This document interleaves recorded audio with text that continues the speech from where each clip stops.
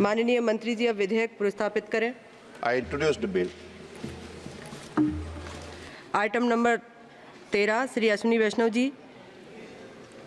अध्यक्षा ji, railways amendment bill 2024 को प्रस्तुत करने की अनुमति चाहता हूं।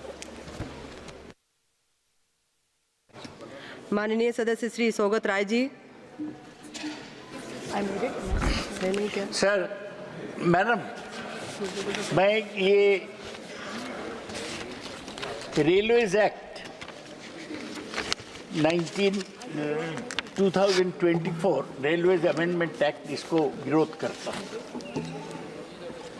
मंत्री ने स्टेटमेंट ऑफ ऑब्जेक्शन रीजन में बताए हैं कि functioning and independence of railway board will be enhanced to this bill. All the provision of Indian Railway Board Act 1905 are proposed to be incorporated in the Railways Act 1989 through the bill. अभी तक 1989 का एक bill है. It's not a very old.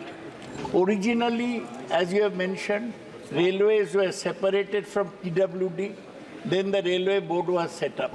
May I represent to you, Honorable Chairman, that the Railway Board is the worst bureaucracy that can happen. It is inflexible, unable to take timely decision, and unable to give relief to the people of this country. The railway minister, instead of bringing unnecessary bills which have functioned for a long time, should give attention to railway accidents. He himself was present when the railway accident took place at Balasore. He was present when again the Kanchenjunga Express rammed into a stationary goods train. The whole question is, what is the railway doing about safety of passengers on railways? The railway minister has introduced Vande Bharat trains. Good. They take you fast.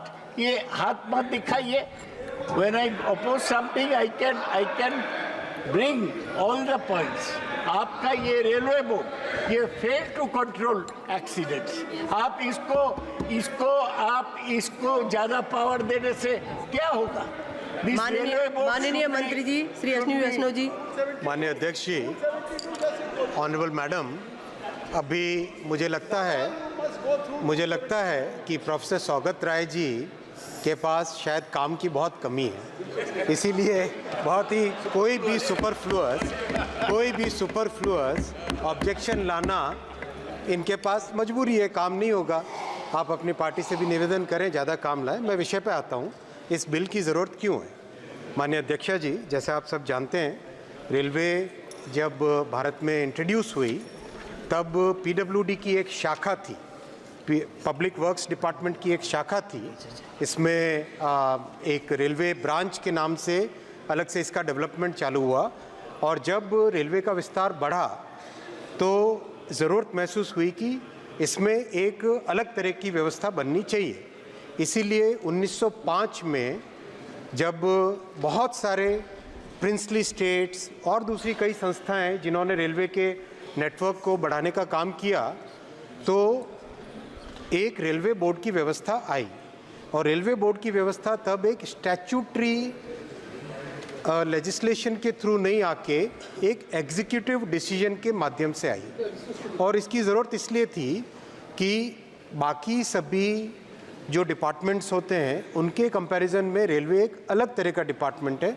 ये एक operating department है. और दूसरा, इसमें network effect होता है कि अगर 3 अलग अलग रेलवे नेटवर्क्स आपस में जुड़े हुए हैं, तो जैसे मान लो, आज भी कई बार ये प्रश्न आता है, माननीय सांसद महोदय भी कई बार प्रश्न पूछते हैं कि सामान मान लो एक जगह से चढ़ा रेलवे में और दूसरे डेस्टिनेशन पे जाना है, तो रेवेन्यू जो भी सामान चढ़ा रहा है वो तो सारा का सारा अपने ओरिजिनेटिंग स्टेशन पे देता है.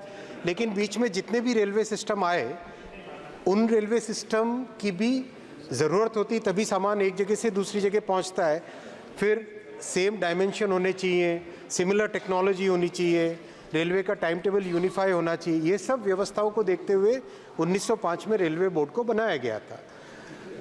और जब 1989 में 1989 में जब नया कानून आया, इंडियन रेलवे एक्ट ऑफ 1890 को रिप्लेस करके 1989 का एक्ट लाए, उसमें एक ये कमी रह गई थी कि रेलवे बोर्ड को स्टैट्यूटरी पावर देने का जो व्यवस्था करनी चाहिए थी वो नहीं कर पाए थे। एक उसके साथ सेविंग क्लॉज के जरिए से लिंक रखा था एग्जीक्यूटिव ऑर्डर के साथ, लेकिन ये एक कमी थी जिस कमी को ये बिल के माध्यम से पूरा किया जा रहा है। इससे रेलवे बोर्ड के कंप्लीट पावर्स एनहांस होंगे और रेलवे की एफिशिएंसी में इससे बढ़त मिलेगी। प्रश्न यह है कि विधेयक को पुनर्स्थापित करने की अनुमति प्रदान की जाए। जो सदस्य इसके पक्ष में वे हाँ कहें, जो सदस्य विरोध में है वे ना कहें। मेरे विचार में निर्णय हाँ वालों के पक्ष में हुआ, हाँ वालों के पक्ष में हुआ, अनुमति प्रदान की जाती है। माननीय मंत्री जी। माननीय अध्यक्षा जी, विधेयक प्रस्तुत करता हूँ। आइटम नंबर 9, माननीय मंत्री माननीय सदस्य वैजयंत पांडा जी। महोदया, मैं निम्नलिखित प्रस्ताव पेश करता हूं कि यह सभा 8 अगस्त 2024 को सभा में प्रस्तुत कार्य मंत्रणा समिति के तीसरे प्रतिवेदन से सहमत है। प्रश्न यह है कि यह सभा 8 अगस्त 2024 को सभा में प्रस्तुत कार्य मंत्रणा समिति के तीसरे प्रतिवेदन से सहमत हैं। जो सदस्य प्रस्ताव के पक्ष में वो हाँ कहें, जो सदस्य प्रस्ताव के विपक्ष में हैं वे ना कहें। मेरे विचार में निर्णय हाँ वालों के पक्ष में हुआ, हाँ वालों के पक्ष में हुआ, प्रस्ताव अनुमोदित किया जाता है। शून्यकाल। माननीय सदस्य श्री वरुण चौधरी जी।